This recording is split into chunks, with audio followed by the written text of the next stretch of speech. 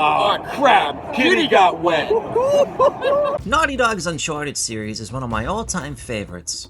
It had a spectacular run from 2007 to 2017, and in my opinion, stuck the landing and ended on a perfect note. I'm gonna skip doing a long intro about why this series means so much to me, as well as why they're so great. If you're here, I think you get it. As someone who's always looking for the next passport stamp, Uncharted has always scratched my worldly exploring itch. For this list, I'm gonna keep it simple and just stick to the 4 mainline games. Lost Legacy is fine and all, but I'd rather focus on the adventures of our boy Nathan Drake. I also want to give a quick shout out to Uncharted Golden Abyss that's still stuck on the PS Vita. It's a solid little prequel. Hopefully it gets the console port it deserves someday. So time to take a look back at Mikhail's journal and chart my 21 favorite segments from the Uncharted games. Here we go. You know, for a guy as smart as he is, Nate will occasionally pull some stupid crap like this. Nate finds the lost ancient city in the middle of the desert, and the first thing he does is start drinking the tap water. It's actually really gross, dude. From here, things get weird. Turns out the water's laced with peyote or something, and Nate starts tripping absolute balls. What follows here is a bunch of nightmarish hallucinations. We see Sully get shot and killed. All the enemies turn into Scorpion from Mortal Kombat. Nate's perception gets all bowling ballish, and we're not sure what's real or not. What I like about this sequence is it just gets really dark all of a sudden. We aren't entirely sure what's really going on and what's just happening in Nate's mind. I mean, are we really still fighting dudes, or is Nate just losing his shit right now? Reality bending stuff is always cool. I wish it went on even longer. It's like the freaky scarecrow sequences in Arkham Asylum. Those were like the best parts of that game. It only lasts a few minutes unless you're playing on Crushing, in which case go ahead and cancel your whole afternoon. Shit. And it logically explains what happened to the Lost City. People drank the water and they went insane. It's a scary moment initially, but all's well that ends well. And most importantly, Sully's okay. Ow! That real enough for you? Uncharted Drake's Fortune is a solid foundation for the series, but this is the only time it makes my list because the sequels are just that damn good. Up until this point, the game's been a lighthearted, pulpy adventure about hunting down El Dorado. Then, out of nowhere, Naughty Dog flips the script, and the third act turns into a full-blown horror show. Nate and the Laners are both exploring these underground catacombs when they stumble upon something unexpected. Nate finds the body of his alleged ancestor, Sir Francis Drake, who according to this game, died a very honorable and noble death. Unfortunately, what history tells us is much shittier. But Uncharted said he faked his death, so I'm choosing to go with that. Suddenly, the Wendigo creatures that Until Dawn totally stole from this game appear, and you team up with Eddie Raja, who's been at your throat trying to kill you for the last several hours. You both temporarily set your beefs aside to fight a common threat. This is the moment where the mystery really starts to unravel. You get your first real glimpse into what really happened to that sunken city, the cursed El Dorado statue, and who these zombies really are. It's the Spaniards, Sully. They never left. From here on out, Uncharted 1 turns into an intense survival race to the finish. Not good, not good, not good! You don't know me. In fact, I suspect I know you better than anyone, Mr. Drake. Of course, that's not your real name, is it? What? But we won't dwell on that. I really like this scene because it adds another layer to Nate's backstory, a character we've been with for 3 games up to this point. It makes you even more curious about his past without giving away too much. Then what follows is a fantastic action chase through the old city. There aren't too many funny lines or dialogue quips here, it's just Nate chasing Talbot through the streets, but I love every second of this. Uncharted's already got a ton of vehicle set pieces and chases throughout the series, but this is the one big chase we get entirely on foot. I remember hearing this was the first sequence Naughty Dog came up with for this game. Uncharted 3 might have its flaws, but it's still chock full of some really cool moments like this. Moments that are up there with some of the best action movies. It's a radical chase with many bumps, smacks, it has Nate jumping through windows like Jason Bourne, and most importantly, it gave us this masterpiece. Hey, I'm Nathan Drake. Get your coat on 30-ounce drinks today! Subway, where winners eat. Ow! Zoran Lazarevich is easily the most physically imposing villain in the series. He might be a pretty one-dimensional kind of evil, but he sure knows how to make a killer entrance. Did you carry him all the way from the temple? Shame. No! You would betray me for this? No, Zoran, I can't explain. No need. Genghis Khan, Hitler, Stalin, Pol Pot, they were all great men. But do you know why they prevailed? I'm sure you're gonna tell us. Because they had the will to do what other men would not. So yeah, this dude is not messing around. This part stands out because it's the first time we come face to face with a Serbian war criminal. The stakes are raised for all of our heroes. Everyone's at a bit of a crossroads here. Lazarevic does the classic villain thing where he spends more time talking than he does killing so our heroes can make a convenient escape. But it still makes for a really tense sequence. And poor Jeff the cameraman. We spent all that time carrying this poor guy around just for him to get shot again. F in the comments for Jeff. When you put it that way, it does sound pretty stupid. Yeah, thanks for the input, Jeff. When Nate and Laners are walking through the pirate mansions, what do they find? Dead people! But not just any dead people. Check it out. It's another sigil.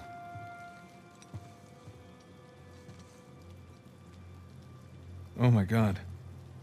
What? It's them.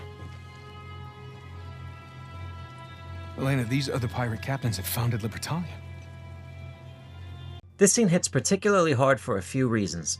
First, it's the payoff to the mystery you've been chasing the entire game. Almost all the legendary pirate captains finally have their fates revealed, and it's pretty messy. They didn't get killed by the Navy or die defending their land. Turns out the treasure turned them against each other, and greed led to one massive betrayal. Nate and Elena do some quick detective work, piecing together how everything fell apart. I love all the big eureka moments that happen throughout this series. The moment where everything clicks and the characters figured it out. Second, I see this as the moment where Elena fully accepts Nate for the man he is. She realizes she's not just along for the ride, she has that same knack for adventure deep down, and she sees a little bit of herself in Nate. And finally, it's one of those moments where everything becomes more real. Up until now, you've been reading about these pirates in the journal entries and seeing them in paintings, but walking into that room and seeing them all lying there after betraying one another, it's pretty haunting. Pirates will be pirates. For God and liberty! Arg, ahoy, mateys, all that. Looks like it's the end of the road, mate. No, not yet. I want him to see Shambhala and die knowing that I have taken it from him. This is why you dumbass villains always get killed off. You screw around too much. Uncharted 2 is one of the greatest games ever made. It still holds up incredibly well, and I only have one critique. Nate never wears any gloves. His fingers would snap off like a pretzel.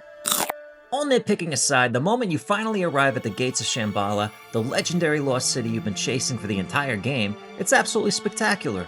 It's a classic Uncharted payoff moment where the mystery finally becomes reality. First thing people usually ask themselves, how the hell did they not find this on Google Maps ages ago? It's just kind of one of the things about the Uncharted universe you have to accept. It's a nice little moment, but of course Lazarevic is about to straight up execute you, so it doesn't last long. And then those Guardian things come out and attack with some surprisingly brutal PG-13 violence. It's pretty sweet. The entrance to Shambhala perfectly captures what makes Uncharted's finale so memorable. Each one its own cautionary tale. Be careful what you wish for and all that. Also, screw those blue Guardian things. They eat AK rounds for breakfast. Telegraphing all my moves, huh? During an early flashback sequence, Nate's first ever encounter with Sully is when he tries to steal his wallet. Typical.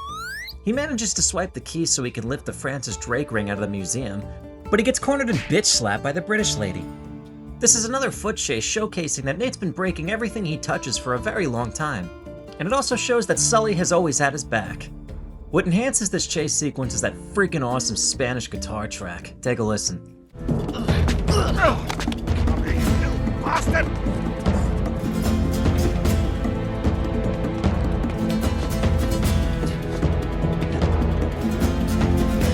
This moment also shows us Nate's first likely homicide, the first of hundreds yet to come. It's an exciting chase all the way through, well-paced, intense, awesome music. It gives us some deeper lore into the characters we already love, and it also shows us the beginning of a great friendship. What do you say we try this again? My friends call me Sully. Nathan Drake. Nate. This whole chapter encapsulates everything great about Uncharted. It follows up to how the game originally opens up in medias res. Nate's washed ashore to an uncharted island. Boom! Our hero is down on his luck, yet he always pushes through. Here we see Nate at his absolute lowest. His brother's missing, his wife's all pissed off at him, and now he's stranded on a mysterious island. But this whole chapter from start to finish is badass. Nate takes a quick snooze in a cave, and then he goes right back to doing his favorite things: climbing walls, narrowly cheating death, and killing people. Nate is straight up Rambo in this chapter. You get that new climbing tool pick, which is fun to use. The vertical level design in the jungle allows for all different ways to approach combat. There's that quiet moment after you wake up in the early dawn, where it's all about scaling the mountain and there's multiple paths to take. The stealth combat really opens up here. The music is dope. It shows off Nate as a real survivor, and it gives us a little bit of everything this series does best. It's like a greatest hits chapter where we just see Nathan Drake enduring and surviving. It's good to see you're alive, little brother. Come on. We got a treasure to find. Bet I can climb up through that hole. I bet you can. Let me guess, you're gonna sit tight, smoke a cigar again. Yeah. All right, don't burn the place down. Instead of dangling off the Eiffel Tower like any other action-adventure game would, Nathan Drake brings us to a medieval castle in the middle of who the hell knows France. After Nate and Sully escape those swarms of spiders that are there for whatever reason, the rest of the sequence absolutely cooks, as the kids say. Because the villains in this series are really stupid and never shoot you when they have the upper hand, instead they decide to go overkill and burn the entire castle down, which is where all hell breaks loose pretty literally.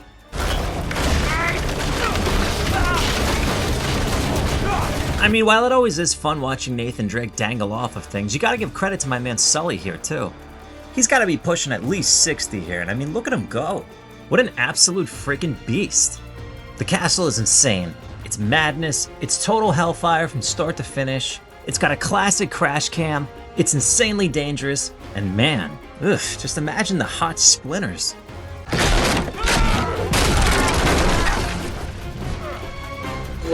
A lot happens over the course of these next few minutes. We get a classic Naughty Dog "look over there, that's where we're headed next" moment, a spectacular view of the island. Nate starts climbing up this beautiful watchtower, so naturally the whole thing's gotta get completely destroyed. Nadine's guys start launching a bajillion and a half rockets at us. There's excitement, explosions, destruction. Nate gets his ass kicked by a girl again and then tossed out of a window a second time, which probably leads to even more splinters. No. As always, Nate's dangling off of shit, and then he comes back at Nadine with a Superman punch. Freaking awesome. Also, the sound design here is incredible. Take a listen. We gotta go! Now!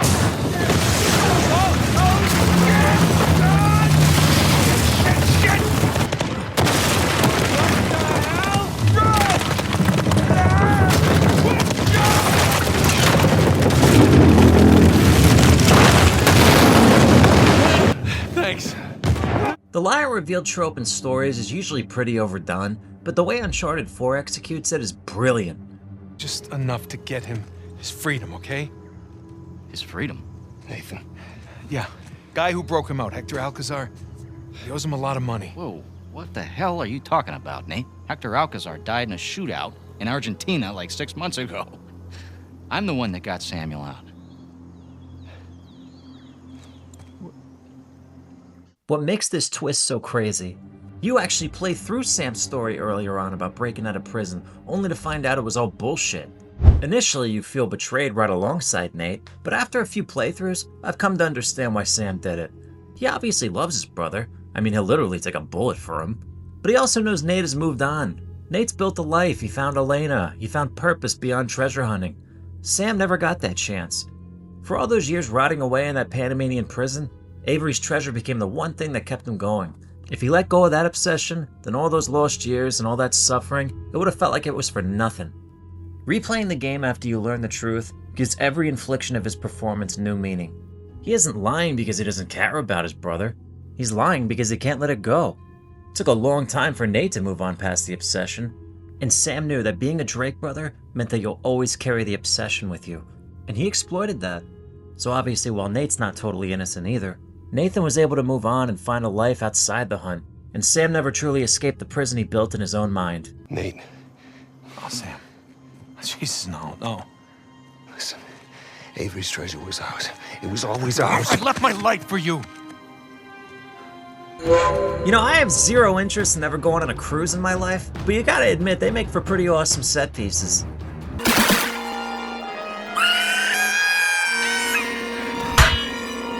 So Nathan Drake hops on a big-ass boat, and it doesn't matter if it's a big boat, small boat, you know it's gonna end badly. Sully gets kidnapped by a bunch of pirates. Okay, look, not really. You never had him, did you? Of course not. Does this make the past 4 chapters completely superfluous to the plot? Yes. But I mean... Huh? Oh, come on! You gotta admit this is cool! It is freaking cool. I wouldn't have it any other way. So that's right, the developers wanted to have Nathan Drake on a giant ocean liner, so somehow they shoehorned it into the story. And it's on my list because it's freaking awesome. Look at this Poseidon Adventure pan-out shot. Look what you did, Nate. You did that shit. Uncharted 3 is still a great game. It has some narrative issues, sure, but it also contains some of the most iconic spectacles, which is what the series is known for. So upside down, Nate is bouncing off the ceiling, and inside out, he's no stranger to this feeling.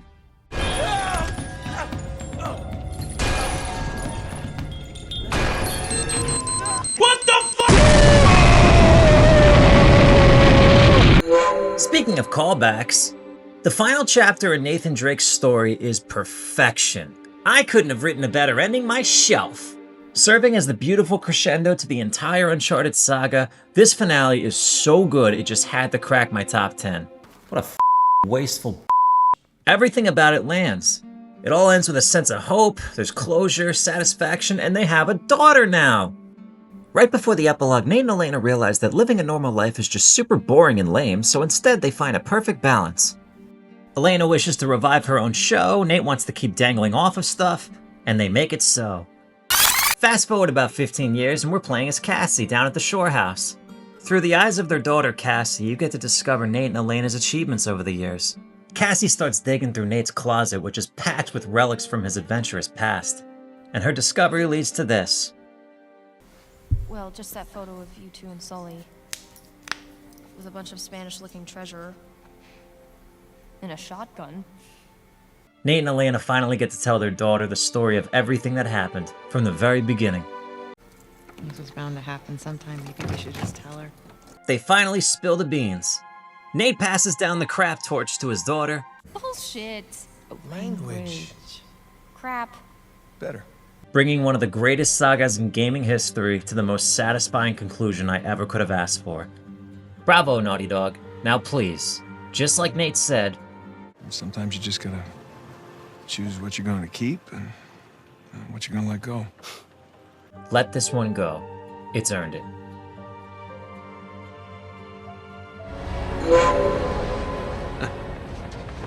Well, this looks inviting.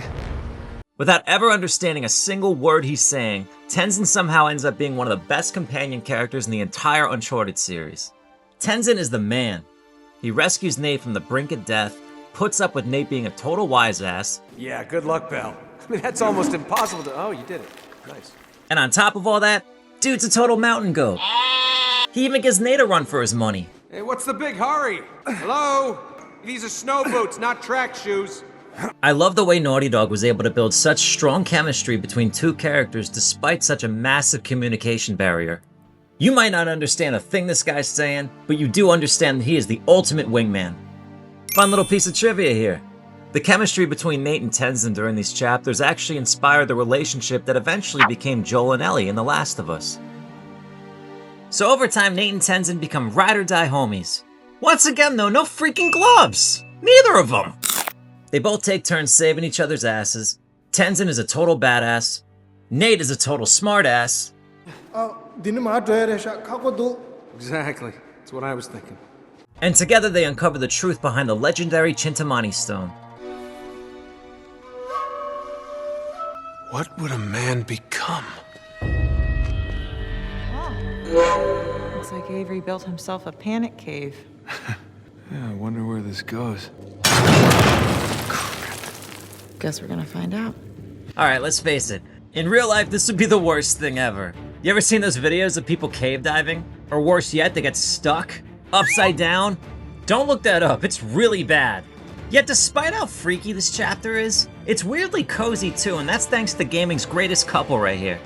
They add so much levity and charm to a situation that's straight out of a horror game. And I think that's why this chapter works so well. It's the juxtaposition between our two lovable characters and the certifiably cuckoo for Cocoa Puffs Henry Avery. I mean, look at this shit. The mouths that spoke ill of me, the hearts that hardened against me. What the hell, dude? So as the title suggests, Captain Avery was completely insane. And even though Nate and Elena find themselves in one of the most horrifying scenarios I could think of, this is also the point in the story where they start to rekindle their marriage after Nate was a total dickhead and lied to her. So there's a lot going on here. There's so much packed into this chapter. You've got some huge revelations in the story, great dialogue and chemistry between the two, and then it's a masterclass at balancing a bunch of things. It's claustrophobic, then explosive. It's intimate, and then it's chaotic. It's quiet, and then it's loud. It's creepy, but then it's heartfelt. It's so many vibes and emotions packed into one chapter, and that's why it's here. You gonna explode now? Huh? No? How about you? Drake has been spotted in Sector 18. Oh, crap. Any chance this is Sector 19? Let me tell you a quick little story. When I first played Uncharted 2 back in high school in 2009, for me, this was the moment the game went from really good to holy crap. Growing up, I'd played plenty of plot-heavy games, but I'd never experienced anything quite like this. This was special. This was the moment it became clear that Naughty Dog had raised the bar for what story-driven action games could be. For any of my younger viewers watching, you gotta understand, this was insane when it came out. It was a simpler time, and I've been chasing that high ever since. The hotel segment was the demo they used to showcase the game at E3 that year, and people went nuts. If you've ever watched the behind the scenes, this was the moment Naughty Dog realized they had to make the entire game this good. And against all odds, they sure delivered.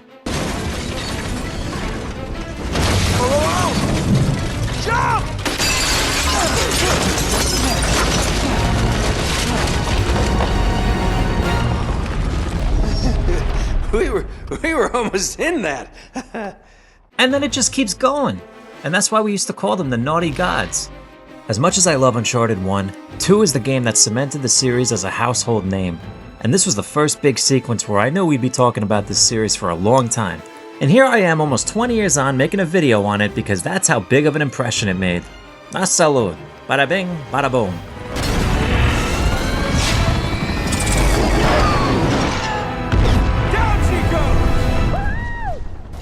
Oh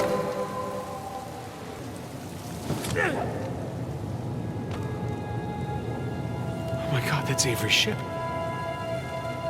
What? Nate, what are you talking about? You're not even looking at it. Anyway, Uncharted 4 not only has a perfect final act for the game, but for Nathan Drake's entire saga. After entering what looks like Mount Crumpet from The Grinch, now, the end is literally in sight. And so you make it, once and for all. Behold, Captain Avery's ship, Captain Avery's treasure, and Captain... Ooh.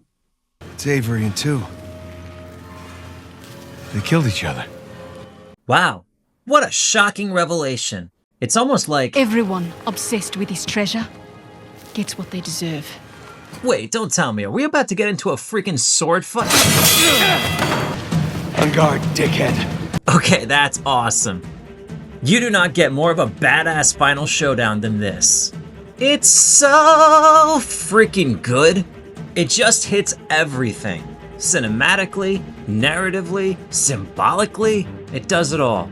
You're on the ship surrounded by the treasure dueling with their swords. It's so perfect. It's easily the best final boss in the series, and it's even more fun on crushing. Oh, man. Oh, my God. Damn it. Oh. Damn. He's so quick. He doesn't telegraph his moves as much on the higher difficulties, so I suggest you give that a go for a fun challenge. This really is a thief's end, a way for Uncharted 4 and Nathan Drake's journey to go out with a bang. Uncharted has a recurring theme throughout the series, and that's be careful what you wish for, because you might just get it. You want the treasure, Rafe? course.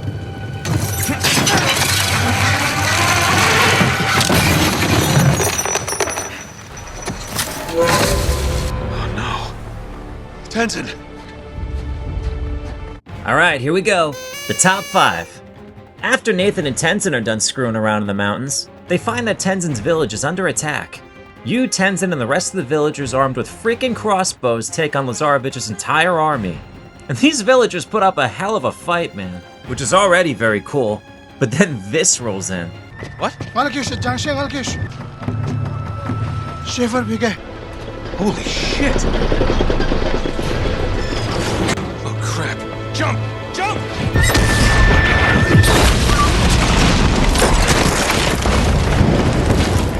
Oh, it is so on.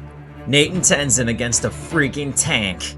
So good, so awesome. This is what Uncharted is about. Just cheating death left and right, surviving by the skin of your teeth. Oh shit! The setting here of the quiet, peaceful Tibetan village just getting massacred by the Serbian militia. Where else are you gonna find this scenario?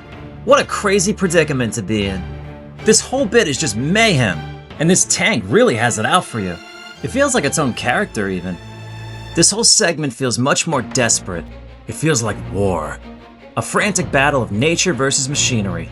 It's kind of like Return of the Jedi. You see, I was always told that Tank beats everything! Turns out it's got one weakness. Nathan Drake. This is what we need.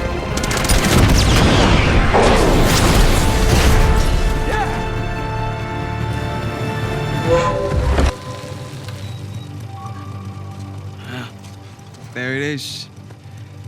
Who the hell lives here anyway? No idea. But this is definitely the address. Now this chapter is very special to me. Uncharted is a series that's known for its big action spectacles, and yet, one of the slower and more quiet moments has snuck its way this high on my list because it's just that good. More than anything, this chapter taps into a younger version of myself. The kid who's completely obsessed with uncovering the world's secrets by exploring the globe. That sense of nostalgia, the whimsy, the mysticism, and the call to adventure. It's all encapsulated in this one chapter that I think is a self-contained masterpiece. What the hell? Sam, this is real. What is this place? And as enchanting as all of that is, beneath this Spielberg-esque magic lies a cautionary tale of obsession. It's a warning that the greatest treasure that you'll ever have may already be right in front of you. That if you lose sight of that in pursuit of the chase, no amount of treasures, not even a house full of priceless artifacts, can replace what you've left behind. Sic Parvis Magna. Greatness from small beginnings. Sir Francis Drake's motto. Learning that old pirate's secrets is just one more adventure I have to let go. I guess there's a lot I have to let go. Forgive me. Ramblings of an old woman. The Brothers Drake gives us answers into Nathan's past, his origins as an explorer, even his name. But most importantly, it shows us the birth of a legend. It might not be the most high-octane action sequence which the series is known for, but this chapter hits home so hard for me, I almost put it even higher on the list. Even on its own, The Brothers Drake is a beautiful little story. When I think of the most emotional moments in gaming, this chapter is always one that first comes to mind. It's heartfelt, it's tragic, it's uplifting, and above all, it evokes a sense of greatness from small beginnings. Nathan, we were meant for this. And I promise, you and me together, we're gonna go far. So what do you say? Nathan Drake?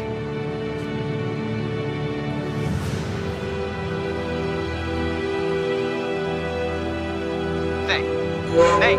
What? You do realize that your phones are equipped with GPS, right? I'll see you soon, buddy. Shit. But what is Uncharted? What is Uncharted really about?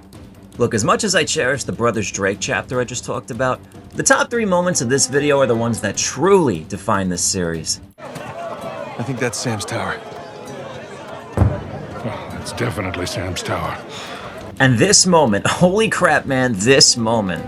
To date, a decade later, I have yet to find another sequence that delivers this kind of seamless, non-stop spectacle for so long without ever losing momentum.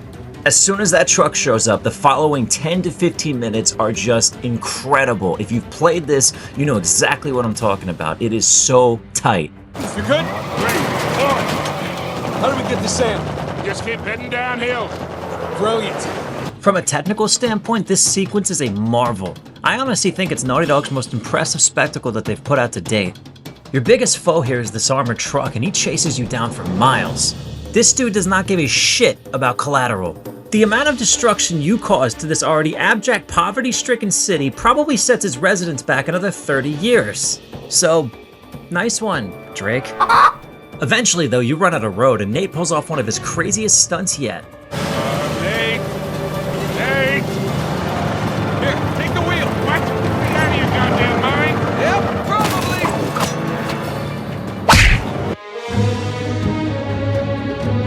Oh, and you thought we were done? Nope. Surf's up, dude. It just keeps going. Nate is a freaking Terminator in this chapter. He is an unstoppable force. He is Nathan Great. This segment is so much fun. I have played it countless times. Look at that car. Screw that car. Get off my truck. Hey, let's hop to this Jeep. All right, we're good now, right? Nope. It keeps going. Wait, you want me to what? Oh, shit! I don't even know what just happened there. That didn't make a lick of sense. All right, we're back in the Jeep. We're safe now, right? Wrong! Aw, gee willikers, mister. I think my spine is broken. Could I just take a quick time Get the hell up, son. All right, then. That's right, it keeps going. We get this awesome crash cam motorcycle sequence here just to finish it off. That is the cherry on top. And look at this. You're laughing. You probably just destroyed this whole man's livelihood. And then you just ride off into the sunset like nothing happened. You are a bad man. I hate this truck! Hang on, Nathan! There's gotta be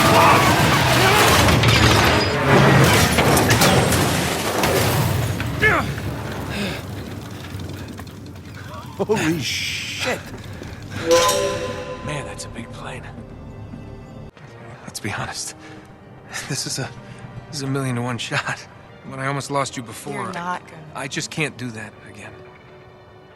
So take that Jeep over there and get the hell out of here, all right? While you can. Nathan Drake is just about the last person I'd ever want to fly with. Everywhere this guy goes, people die, buildings collapse, entire cities get leveled. However, from the safety of your couch, you get to experience what I believe, even 15 years on, is one of the most iconic and flawlessly executed sequences in all of gaming.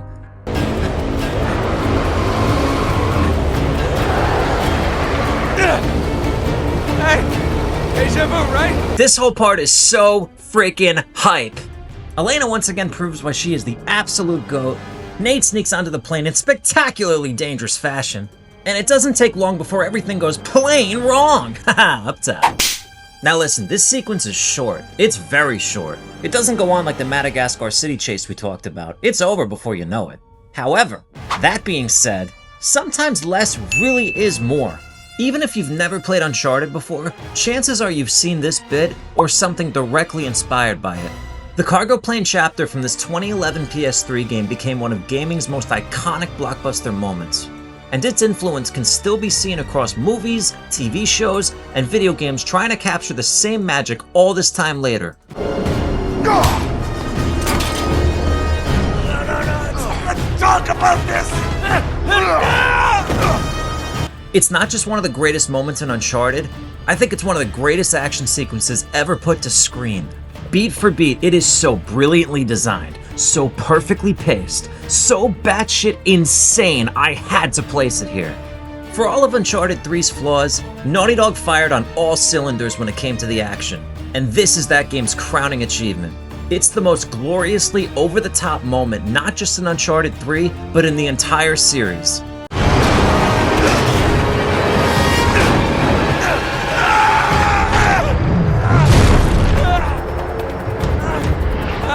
This part is so legendary that it basically became the centerpiece of the Uncharted movie's biggest action sequence. Now personally, I'm not a fan of the movie. The game series is perfect the way it is. Nothing tops the original.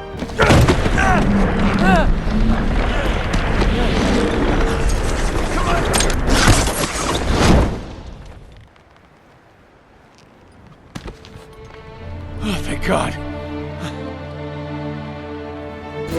Uncharted is a very special series to me. There's dozens of moments that could have made this list on any given day.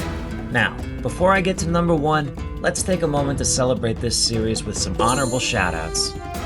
Perfect. Here we go.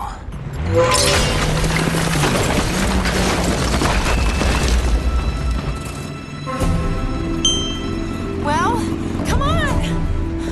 Thank you. Hey! Damn it! Boy, it's a shame you have to sit on something that pretty.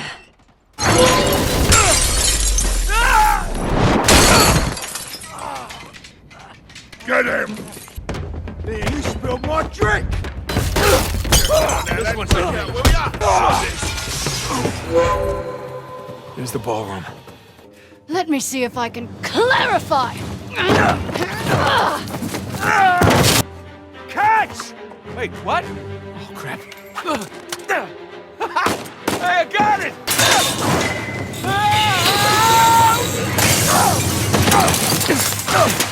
Jesus Christ, Nathan! Hey, Have you ever done this before?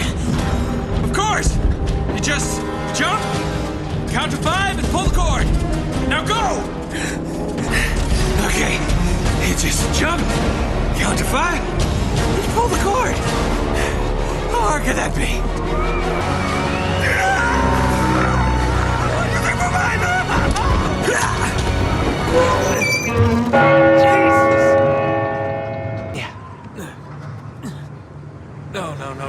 No. Jesus. I can practically see my house from up here. Come on. Come on.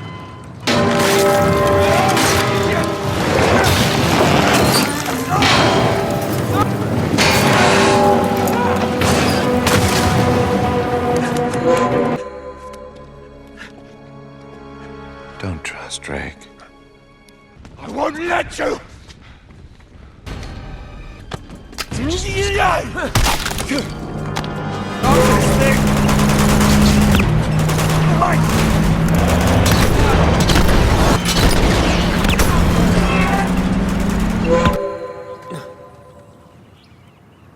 Are you sure? Were you looking in the right place? Maybe I missed something in the letter. Oh, I didn't find anything. It must be in a different tower.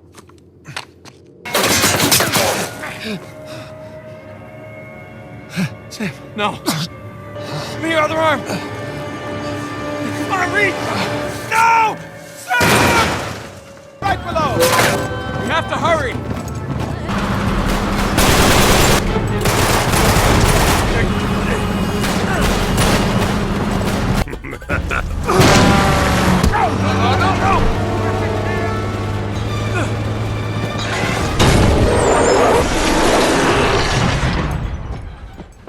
No!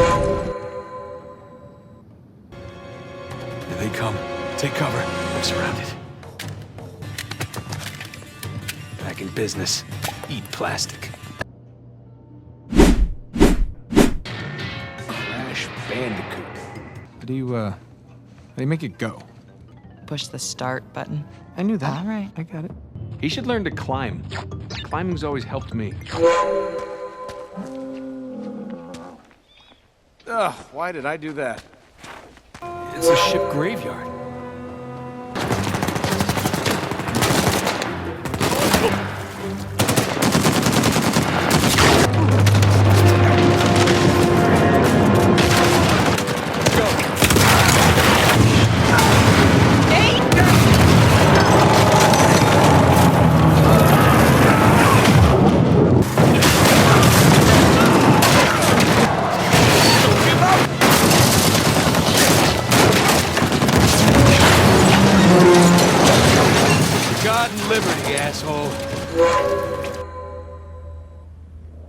Thought I'd lost it.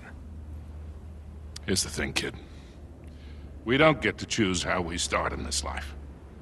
Real greatness, it's what you do with the hand you're dealt.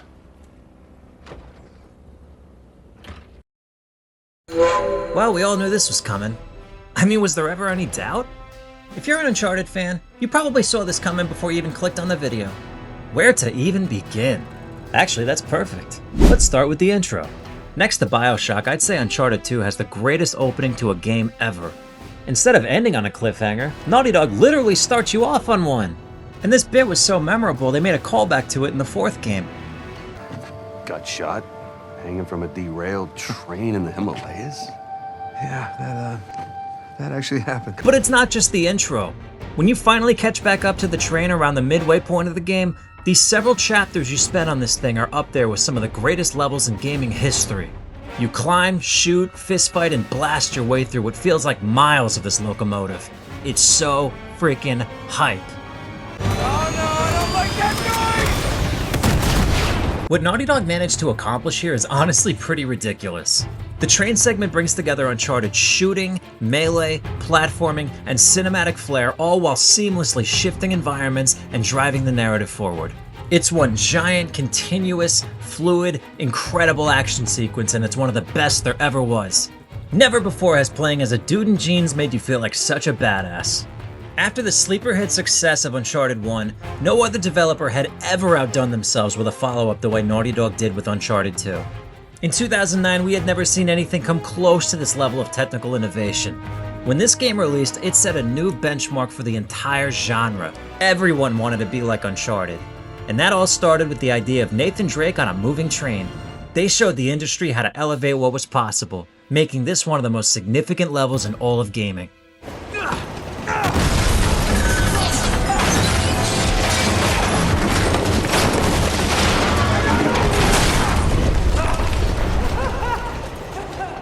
Thank God for tunnels. And there it is, folks. Now I want to hear from you. If you feel there's some more moments from the Uncharted series that deserve the spotlight, let me know in the comments below. And if you enjoy this style of content, smush that like button, tune into my live streams, and stick around for more. Sic Parvis Magna.